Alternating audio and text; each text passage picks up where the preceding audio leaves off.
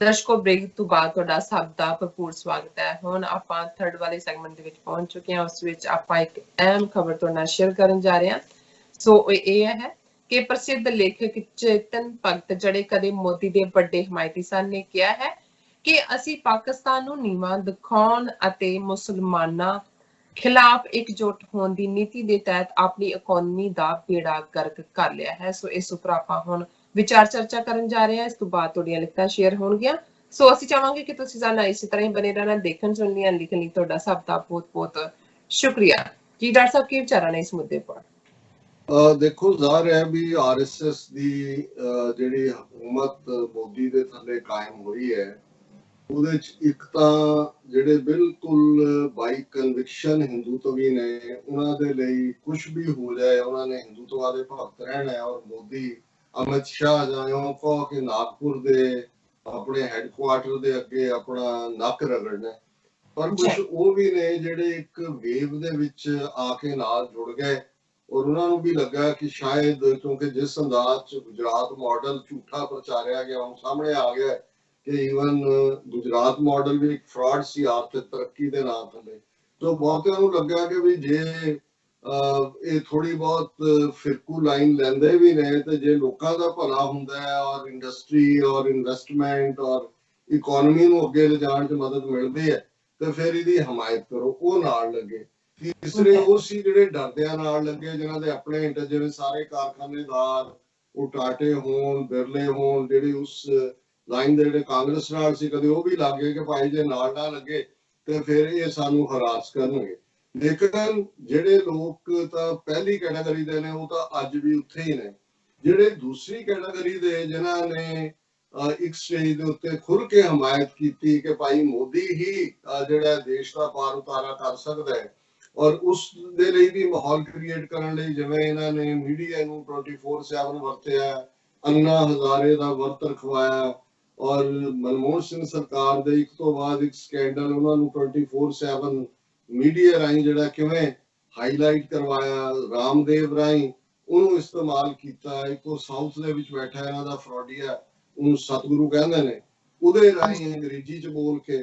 ਸੋ ਇਹਨਾਂ ਨੇ ਸਾਰੇ ਪਾਸਿਓਂ ਇੱਕ ਮੁਕੰਮਲ ਪ੍ਰੋਜੈਕਟ ਸੀ ਕਿ ਕਿਵੇਂ ਐਗਜ਼ਿਸਟਿੰਗ ਗਵਰਨਮੈਂਟ ਨੂੰ ਡੀਫੇਮ ਕਰਨਾ। ਐਂਡ ਆਫ ਕੋਰਸ ਕਰਪਟ ਤਾਂ ਉੱਥੇ ਤਾਂ every Indian is genetically corrupt, ਜਿਵੇਂ ਨਿਰਾਜ ਚੌਧਰੀ ਬੰਗਾਲੀ ਰਾਈਟਰ ਨੇ ਕਿਹਾ ਹੋਇਆ, ਉਹ ਤਾਂ ਹੈ ਹੀ ਹੈ। ਲੇਕਿਨ ਅੱਜ ਤੁਸੀਂ ਇਹਨਾਂ ਦਾ ਹਾਲ ਦੇਖ ਲਓ, ਇਹਨਾਂ ਤੋਂ ਵੱਡਾ ਕੋਈ ਕਰਪਟ ਸਾਰੀ ਦੌਲਤ ਲੈ ਕੇ ਕਿੰਨੇ ਘੱਟੋ ਘੱਟ 30 ਬੰਦੇ ਦੌੜ ਆਏ ਹੋਏ ਨੇ ਔਰ ਉਹਨਾਂ ਦੇ ਕਰਜ਼ੇ ਵੀ ਮਾਫ, ਲੋਨ ਵੀ ਉਹਨਾਂ ਦੇ ਮਾਫ ਹੋ ਗਏ ਔਰ ਉੱਥੇ ਬੈਠੇ ਨੇ। ਆ ਹੁਣ ਉਹ ਤਾਂ ਉੱਥੋਂ ਪੈਸਾ ਖਾ ਕੇ ਦੌੜੇ ਤੇ ਜਿਹੜੇ ਉਹ ਸ਼ਸ਼ੀ ਕੇ ਕੀ ਨਾਂ ਹੈ ਜਿਹੜਾ ਇਹਦਾ ਯਾਰ ਦੁਬਈ ਚ, ਉਹ ਉੱਥੋਂ ਬਿਲੀਅਨਸ ਆਫ ਡਾਲਰਸ ਦੇ ਘਪਲਾ ਕਰਕੇ ਇੰਡੀਆ ਨੂੰ ਦੌੜੇ।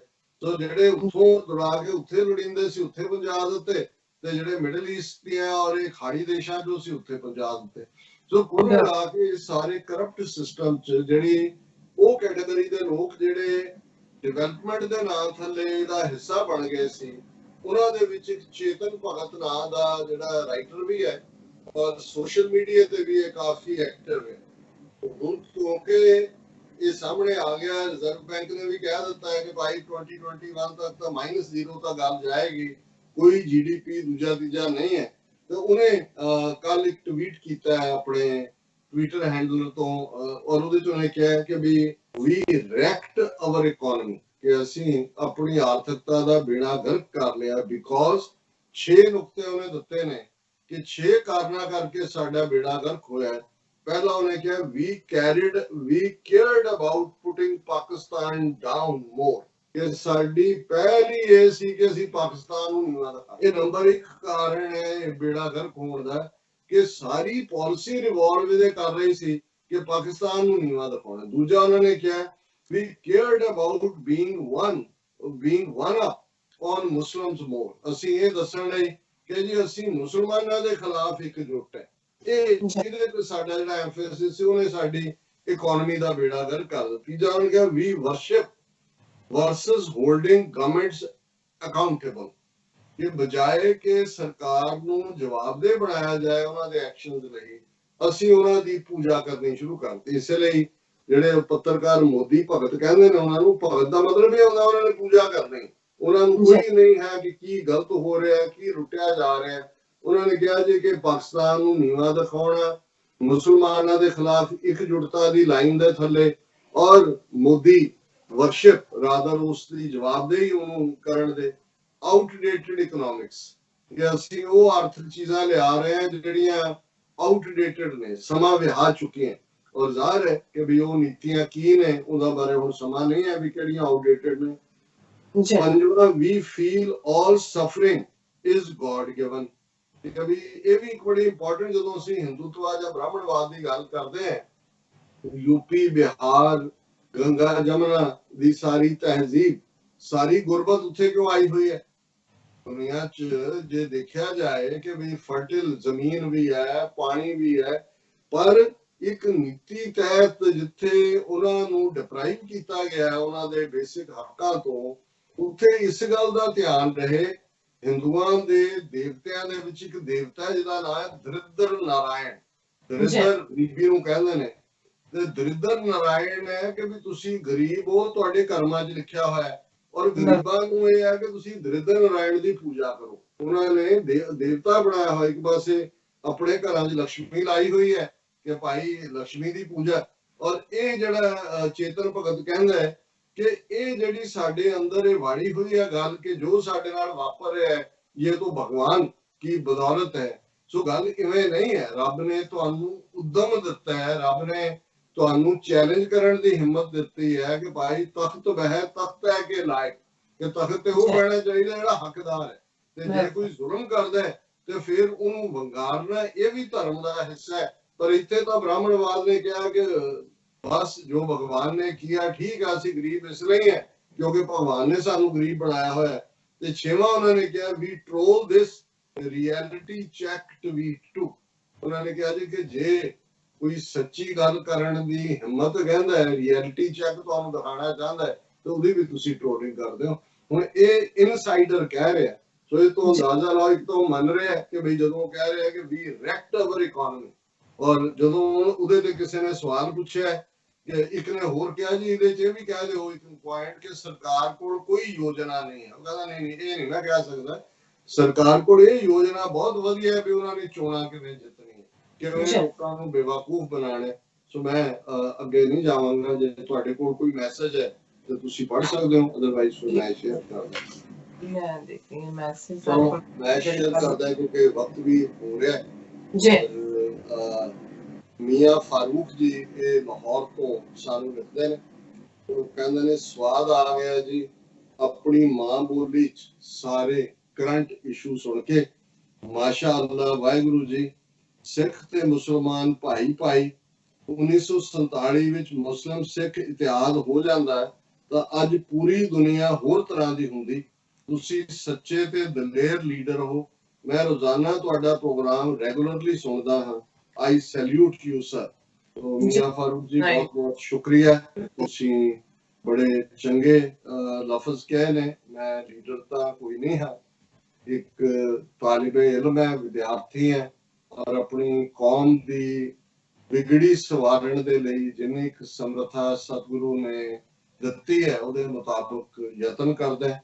ਤੁਹਾਡੇ ਵਰਗੇ ਵੀਰ ਭੈਣਾਂ ਸਾਡਾ ਸਰਮਾਇਆ ਨੇ, ਔਰ ਜ਼ਾਹਰ ਹੈ ਕਿ ਅਸੀਂ ਜਦੋਂ ਇਸ ਪ੍ਰੋਗਰਾਮ ਨੂੰ ਪੰਜਾਬੀ 'ਚ ਕਰਨ ਦਾ ਫੈਸਲਾ ਕੀਤਾ ਤੇ ਸਾਡੇ ਸਾਹਮਣੇ ਆਪਣੇ ਲੋਕ ਇਧਰਲੇ ਵੀ ਸੀ ਉਧਰਲੇ ਵੀ ਸੀ, ਔਰ ਸਾਨੂੰ ਪਤਾ ਹੈ, ਔਰ ਇੱਕ ਗੱਲ ਜਿਹੜੀ ਇਹਨਾਂ ਨੇ ਬੜੀ ਕੀਮਤੀ ਕਹੀ ਕਿ ਜੇ ਮੁਸਲਮਾਨ ਸਿੱਖ ਇਤਿਹਾਦ ਹੁੰਦਾ, ਮੈਂ ਬਹੁਤ ਵਾਰ ਇਹ ਕਿਉਂਕਿ ਇਫਸ ਨੇ ਜੇਜ਼ ਨੇ, ਪੰਜਾਬ ਇਕੱਠਾ ਰਹਿੰਦਾ ਔਰ ਉਸ ਸਾਰੇ ਚੋਂ ਜਮਨਾ ਤੱਕ ਬਾਰਡਰ ਹੁੰਦਾ, ਔਰ ਉਹਦੀ ਫਿਰ ਕੀ ਕੰਟਰੀਬਿਊਸ਼ਨ ਹੁੰਦੀ ਦੁਨੀਆ 'ਚ, ਇਹ ਮੈਂ ਸਮਝਦਾ ਹਾਂ ਕਿ ਵੀ ਸ਼ਾਇਦ ਜਿਹੜੀਆਂ ਪਾਵਰਸ ਨੇ, ਫੋਰਸਿਸ ਨੇ, ਸਾਡੇ ਤਾਂ ਲੀਡਰਸ਼ਿਪ ਦੀ ਨਾਇਲੀਅਤ ਹੈ ਹੀ ਸੀ, ਪਰ ਜਿਹੜੀ ਵੱਡੀ ਬ੍ਰਿਟਿਸ਼ ਬਿਗ ਗੇਮ ਸੀ ਉਸ ਦਾ ਵੀ ਕਿਤੇ ਨਾ ਕਿਤੇ ਹਿੱਸਾ ਹੋਏਗਾ, ਕਿਉਂਕਿ ਸਾਂਝਾ ਪੰਜਾਬ ਉਹ ਤਾਕਤ ਸ਼ਾਇਦ ਫਿਰ ਯੂਰਪ ਜਾਂ ਅਮਰੀਕਾ ਨੂੰ ਵੀ ਜਿਹੜੀ ਹੈ ਉਹ ਸਿਖਾਉਂਦੀ ਨਾ ਹੋਏ। ਅਮਰੀਕਾ ਦਾ ਤੇ ਸ਼ਾਇਦ ਉਦੋਂ ਕੋਈ ਰੋਲ ਨਹੀਂ ਸੀ। ਰੂਜ਼ਵੈਲਟ ਨੇ ਜਿਹੜੀ ਇੱਕ ਵਾਰ ਪਲਾਨ ਉਸ ਤੋਂ ਬਾਅਦ ਬਣਾਈ, ਉਸ ਦਾ ਹਿੱਸਾ ਸੀ ਚਰਚਲ ਔਰ ਰੂਜ਼ਵੈਲਟ, ਕਿਉਂਕਿ ਰਸ਼ੀਆ ਦਾ ਚੈਲੰਜ ਆਪਣੀ ਥਾਂ ਖਲੋ ਗਿਆ ਸੀ ਸਟਾਲਿਨ ਦੇ ਥੱਲੇ। ਬਸ ਤੁਹਾਡਾ ਬਹੁਤ ਸ਼ੁਕਰੀਆ। ਮਿਸਟਰ ਬੀ ਬੈਟਕਰ ਉਹਨਾਂ ਨੇ ਲਿਖਿਆ you are voicing and representing brutalities being borne by downtrodden and victimized minority communities in India. ਕਿ ਤੁਸੀਂ ਉਹਨਾਂ ਸਾਰੀਆਂ ਹੀ ਆਵਾਜ਼ਾਂ ਜਿਹੜੀਆਂ ਦਬੀਆਂ ਕੁਚਲੀਆਂ ਜਾ ਰਹੀਆਂ ਨੇ ਭਾਰਤ ਦੇ ਵਿੱਚ, ਉਹ ਅਕਲੀਅਤਾਂ ਦੀਆਂ ਵੀ ਔਰ ਜਿਹੜੇ ਪੀੜਤ ਨੇ ਤੁਸੀਂ ਉਹਨਾਂ ਦੀ ਆਵਾਜ਼ ਹੋ। ਸੋ ਬਹੁਤ ਬਹੁਤ ਸ਼ੁਕਰੀਆ ਬੀ ਡਾਕਟਰ ਜੀ। ਅਸੀਂ ਕੋਸ਼ਿਸ਼ ਕਰਦੇ ਹਾਂ ਔਰ ਅਲਟੀਮੇਟ ਸੋਲੂਸ਼ਨ ਵੀ ਉਸ ਧਰਤੀ ਤੇ ਇਹੀ ਹੋਏਗਾ ਕਿ ਸਾਰੇ ਇੱਕ ਝੰਡੇ ਦੇ ਥੱਲੇ ਆ ਜਾਣ ਔਰ ਬ੍ਰਾਹਮਣਵਾਦ ਨੂੰ ਸਾਂਝਾ ਦੁਸ਼ਮਣ ਮੰਨ ਕੇ ਇਸ ਦੇ ਖਿਲਾਫ ਜਿਹਾਦ ਸ਼ੁਰੂ ਕਰਨ। ਔਰ ਇਸੇ ਤਰ੍ਹਾਂ ਹਰੀਸ਼ ਚੰਦਰ ਜਿਨ੍ਹਾਂ ਦਾ ਸਿਗਨੇਚਰ ਤੋਂ ਲੱਗਦਾ ਹੈ ਕਿ ਇਹ ਨੇਪਾਲੀ ਨੇ, ਔਰ ਉਹਨਾਂ ਨੇ ਲਿਖਿਆ ਕਿ Nepali king wanted to establish Sikh Pakistan Sri Lanka into frontline South Asian politics. That is the reason India plotted civil wars in Nepal. ਇਹ ਬੜਾ ਇੰਟਰਸਟਿੰਗ ਹੈ। ਮੈਂ ਆਪਣੇ ਸਾਡੇ ਇੱਕ ਆਪਣੇ ਬੱਚੇ ਨੇ ਜਿਹੜੇ ਇੰਟਰਨੈਸ਼ਨਲ ਰਿਲੇਸ਼ਨਸ ਉਹਨਾਂ ਨੇ ਮਾਸਟਰਸ ਕੀਤੀ ਹੈ ਨੇਪਾਲ ਦੇ ਵਿੱਚ, ਇੰਟਰਨਸ਼ਿਪ ਕੀਤੀ ਉਹਨਾਂ ਨੇ ਅਮਰੀਕਨ ਐਮਬੈਸੀ ਚ। ਤੇ ਮੈਂ ਜਾਣਕਾਰੀ ਇਕੱਠੀ ਕਰ ਰਿਹਾ। ਇੱਕ ਅੱਧਾ ਸੈਗਮੈਂਟ ਆਉਣ ਵਾਲੇ ਦਿਨਾਂ ਚ ਅਸੀਂ ਹਾਲਾਂ ਨੇਪਾਲ ਨਾਲ ਸਿੱਖਾਂ ਦੇ ਹਿਸਟੋਰੀਕਲ ਲਿੰਕਸ ਦੀ ਗੱਲ ਤਾਂ ਕੀਤੀ, ਪਰ ਪਿਛਲੇ ਪੀਰੀਅਡ ਦੇ ਵਿੱਚ ਵੀ ਜਿਵੇਂ 550 ਸਾਲਾ ਗੁਰੂ ਨਾਨਕ ਸਾਹਿਬ ਦੇ ਪ੍ਰਕਾਸ਼ ਪੁਰਬ ਮੌਕੇ, ਉਸ ਤੋਂ ਵੀ ਪਹਿਲਾਂ ਜਦੋਂ ਕਿ ਗੁਰੂ ਸਾਹਿਬ ਨੇਪਾਲ ਗਏ ਔਰ ਕਾਠਮੰਡੂ ਦੇ ਵਿੱਚ ਗੁਰਦੁਆਰਾ ਨਾਨਕ ਮੱਠ ਹੈ ਜਿੱਥੇ ਗੁਰੂ ਨਾਨਕ ਸਾਹਿਬ ਆਏ, ਔਰ ਉਹ ਬਹੁਤ ਸਾਰੀ ਜ਼ਮੀਨ ਨੇਪਾਲ ਦੇ ਉਸ ਵੇਲੇ ਦੇ ਰਾਜੇ ਨੇ ਗੁਰਦੁਆਰੇ ਦੇ ਨਾਂ ਲਵਾਈ। ਅਸੀਂ ਜ਼ਿਕਰ ਕਰਾਂਗੇ ਕਿ ਕੀ ਇਤਿਹਾਸਕ ਸਾਂਝਾ ਨੇ, ਪਰ ਹਰੀਸ਼ ਚੰਦਰ ਜੀ ਨੇ ਇੱਕ ਦਿਲਚਸਪ ਪੁਆਇੰਟ ਲਿਆਂਦਾ ਕਿਉਂਕਿ ਜਿਵੇਂ ਨੇਪਾਲ ਦੀ ਰਾਇਲ ਫੈਮਿਲੀ ਸਾਰੇ ਦੇ ਸਾਰੇ ਹੀ ਮਾਰੇ ਗਏ ਸੀ। ਹਾਲਾਂ ਲੱਗਦਾ ਸੀ ਕਿ ਜੀ ਉਹ ਉਦੋਂ ਵੀ ਲੱਗਦਾ ਸੀ ਵੀ ਰਾਹ ਦਾ ਕੰਮ ਹੈ।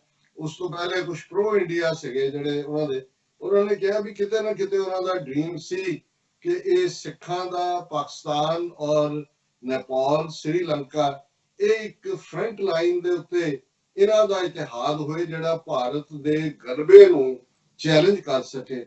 ਔਰ ਇਹਦੇ ਉੱਤੇ ਅਸੀਂ ਜਿਹੜਾ ਉਹ ਹੋਰ ਵੀ ਗੱਲਬਾਤ ਕਰਾਂਗੇ ਆਉਣ ਵਾਲੇ ਸਮੇਂ। ਔਰ ਸਮੀ ਖਾਨ ਉਹਨਾਂ ਨੇ ਲਿਖਿਆ ਹੈ, ਡਾਕਟਰ ਸਾਹਿਬ ਸਿੱਖ ਮਜ਼ਹਬ ਵਿੱਚ ਕਿਰਪਾਨ ਤੇ ਪੱਗ ਦੋਵੇਂ ਜ਼ਰੂਰੀ ਨੇ, ਇੱਕ ਹਥਿਆਰ ਤੇ ਦੂਸਰੀ ਇੱਜ਼ਤ। ਇਹ ਦੋਵੇਂ ਅਮਨ ਦੀਆਂ ਨਿਸ਼ਾਨੀਆਂ ਨੇ। ਕਿਸੇ ਦੌਰ ਵਿੱਚ ਵੀ ਬਗੈਰ ਹਥਿਆਰ ਤੋਂ ਅਮਨ ਕਾਇਮ ਨਹੀਂ ਹੋ ਸਕਦਾ। ਇਸਲਾਮ ਵਿੱਚ ਵੀ ਹਥਿਆਰ ਰੱਖਣਾ ਮਜ਼ਹਬ ਦਾ ਹਿੱਸਾ ਹੈ, ਮਗਰ ਲੋਕ ਸੈੱਲ ਫੋਨ ਤੇ ਫੇਸਬੁੱਕ ਤੇ ਚੜ ਗਏ ਨੇ। ਤਾਂ ਉਹਨਾਂ ਨੇ ਬੜਾ ਖੂਬਸੂਰਤੀ ਨਾਲ ਦੋਨੋਂ ਹੀ ਜਿਹੜੇ ਸਿੱਖੀ ਦਾ ਅਨਿਖੜਵਾਂ ਅੰਗ ਨੇ ਸਿੱਖ ਜੀਵਨ ਦੇ ਵਿੱਚ ਪੰਜ ਕਕਾਰ ਨੇ। ਔਰ ਜ਼ਾਹਰ ਹੈ ਕਿ ਕੇਸ ਸਾਡੇ ਲਈ ਜਿਹੜੇ ਨੇ ਉਹ ਆਪਣੇ ਵਜੂਦ ਵਾਂਗ ਨੇ ਔਰ ਉਹਨਾਂ ਦੇ ਉੱਤੇ ਸੋਹਣੀ ਦਸਤਾਰ ਔਰ ਗਾਤਰੇ ਪਾਈ ਕਿਰਪਾਨ। ਸੋ ਜ਼ਾਹਰ ਹੈ ਕਿਰਪਾਨ ਦੋ ਲਫ਼ਜ਼ਾਂ ਦਾ ਸੀ, ਤਲਵਾਰ ਲਫ਼ਜ਼ ਨਹੀਂ ਇਸਤੇਮਾਲ ਕਰਦੇ। ਰਿਲੀਜੀਅਸ ਪਾਰਲੈਂਸ ਨੂੰ ਕਿਰਪਾਨ ਕਿਹਾ ਜਾਂਦਾ ਹੈ ਔਰ ਕਿਰਪਾਨ ਦੋ ਲਫ਼ਜ਼ਾਂ ਦਾ ਮੇਲ ਹੈ, ਕਿਰਪਾ ਤੇ ਆਨ। ਕਿਰਪਾ ਕਹਿੰਦੇ ਨੇ ਕਰਮ ਨੂੰ ਫਾਰਸੀ ਦੇ ਵਿੱਚ, ਜਾਂ ਬਖਸ਼ਿਸ਼ ਬਲੇਸਿੰਗ, ਕਿ ਇਹ ਰੱਬ ਦੀ ਬਖਸ਼ਿਸ਼। ਆਨ ਕਹਿੰਦੇ ਨੇ ਅਣਖ ਨੂੰ, ਗੈਰਤ ਨੂੰ, ਸੈਲਫ ਰਿਸਪੈਕਟ ਨੂੰ, ਅੱਜ ਦੀ ਲੈਂਗੁਏਜ ਹਿਊਮਨ ਰਾਈਟਸ ਨੂੰ। ਕਿ ਇਹ ਕਿਰਪਾ ਤੇ ਆਨ ਦਾ ਮੇਲ ਔਰ ਪੱਗ ਸਿਰ ਦੇ ਉੱਤੇ ਸੋਹਣਾ ਤਾਜ ਇੱਜ਼ਤ ਦੀ ਨਿਸ਼ਾਨੀ।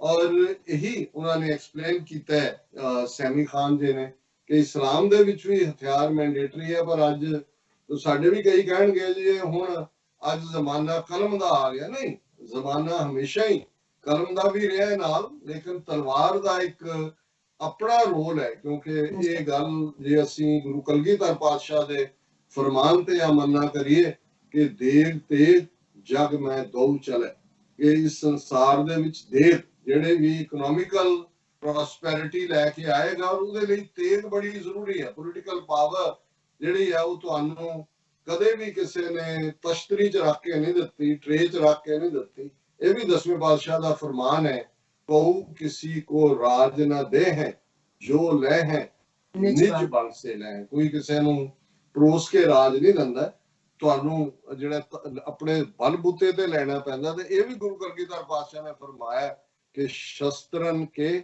ਅਧੀਨ ਹੈ ਰਾਜ, ਕਿ ਜਿਹੜੀ ਜੀ। ਪੋਲੀਟੀਕਲ ਪਾਵਰ ਹੈ ਉਹ ਸ਼ਸਤਰਾਂ ਦੇ ਨਾਲ ਮਿਲਦੀ ਹੈ। ਫਾਈਨਲ ਔਨਸਲੌਟ ਜਿਹੜਾ ਹੈ ਉਹ ਤੁਹਾਨੂੰ, ਜੇ ਤੁਸੀਂ ਲੜਦੇ ਨਹੀਂ ਹੋ ਤੇ ਉਹ ਤੁਹਾਨੂੰ ਕੋਈ ਟ੍ਰੇਜ ਰੱਖ ਕੇ ਨਹੀਂ ਦਿੰਦਾ। ਸੋ ਸੈਮੀ ਖਾਨ ਜੀ ਦਾ ਬਹੁਤ ਬਹੁਤ ਸ਼ੁਕਰੀਆ। ਔਰ ਵੈਸੇ ਮੈਂ ਖੁਸ਼ੀਆਂ ਦਾ ਚੰਨ ਔਰ ਹੋਰ ਵੀ ਨੇ ਲਿਖਤਾ, ਔਰ ਸਾਡੇ ਵੀ ਡਾਕਟਰ ਜਸਮੀਤ ਸਿੰਘ ਬਾਜਵਾ ਜਿਹੜੇ ਜਲੰਧਰ ਸ਼ਹਿਰ ਤੋਂ ਸਾਨੂੰ ਲਿਖਦੇ ਨੇ, ਉਹ ਸਾਡੇ ਨਾਲ ਖਫਾ ਵੀ ਨੇ। ਉਹਨਾਂ ਨੇ ਕਿਹਾ ਜੀ ਕਿ ਤੁਸੀਂ ਸਾਡੀਆਂ ਇਗਨੋਰ ਕਰਦੇ ਹੋ, ਪਾਕਿਸਤਾਨੀ ਭਰਾਵਾਂ ਦੀਆਂ ਪੜ੍ਹਦੇ ਹੋ ਜ਼ਿਆਦਾ। ਨਹੀਂ ਜਸਮੀਤ ਸਿੰਘ ਜੀ, ਇਸ ਤਰ੍ਹਾਂ ਨਹੀਂ ਹੈ। ਇਸ ਤਰ੍ਹਾਂ ਤੁਸੀਂ ਜਿਸ ਪਿਆਰ ਦੇ ਨਾਲ ਤੁਹਾਡਾ ਪਰਿਵਾਰ ਸਾਡੇ ਨਾਲ ਜੁੜਿਆ ਹੋਇਆ, ਇਵੇਂ ਤੁਸੀਂ ਗੁੱਸਾ ਨਾ ਕਰੋ ਜੇ ਤੁਹਾਡੇ ਵਰਗੇ। ਗੱਲ ਇਹ ਹੈ ਵੀ ਜਿਹੜੇ ਟੌਪਿਕ ਤੇ ਤੁਸੀਂ ਚਾਹੁੰਦੇ ਹੋ ਕਿ ਮੈਂ ਗੱਲਬਾਤ ਕਰਾਂ, ਖਾਸ ਤੌਰ ਤੇ ਭਾਰਤ ਦੇ ਧਨਾੜ, ਔਰ ਦੂਸਰਾ ਇੱਕ ਤਾਂ ਇਹ ਮੇਰਾ ਸਬਜੈਕਟ ਨਹੀਂ ਹੈ, ਦੂਜੀ ਮੇਰੇ ਕੋਲ ਬਹੁਤ ਸਾਰੀ ਇਹਦੀ ਜਾਣਕਾਰੀ ਨਹੀਂ ਹੈ। ਮੈਂ ਕੋਸ਼ਿਸ਼ ਕਰ ਰਿਹਾ ਹਾਂ ਜਦੋਂ ਮੈਨੂੰ ਮੇਰੇ ਕੋਲ ਇਨਫ ਜਿਹੜਾ ਇਸ ਨਾਲ ਸੰਬੰਧਿਤ ਹੋਏਗਾ, ਮੈਂ ਐਕਸਕਲੂਸਿਵ ਸੈਗਮੈਂਟ ਇਸ ਤੇ ਕਰਨ ਦਾ ਤੁਹਾਡੇ ਨਾਲ ਇਕਰਾਰ ਕੀਤਾ ਹੋਇਆ। ਸੋ ਤੁਸੀਂ ਪਿਆਰੇ ਵੀਰ ਹੋ, ਔਰ ਤੁਹਾਡੇ ਚਿਹਰੇ ਤੇ ਗੁੱਸਾ ਚੰਗਾ ਨਹੀਂ ਲੱਗਦਾ, ਅਗਰ ਜੇ ਚਿਹਰੇ ਤੇ ਆਇਆ ਤੇ ਕਲਮ ਦੇ ਵਿੱਚ ਆਇਆ। ਸੋ ਤੁਹਾਡਾ ਬਹੁਤ ਬਹੁਤ ਸ਼ੁਕਰੀਆ। ਸ਼ੁਕਰੀਆ ਜੀ ਡਾਕਟਰ ਸਾਹਿਬ, ਤੁਹਾਡਾ ਬਹੁਤ ਬਹੁਤ ਸ਼ੁਕਰੀਆ। ਇੱਥੇ ਨੇ ਬ੍ਰੇਕ ਵਿਊਅਰਸ, ਤੁਸੀਂ ਸਾਡੇ ਨਾਲ ਇਸੇ ਤਰ੍ਹਾਂ ਹੀ ਬਣੇ ਰਹਿਣਾ। ਮਿਲਦੇ ਹਾਂ ਛੋਟੇ ਜਿਹੇ ਵਕਤ ਤੋਂ ਬਾਅਦ।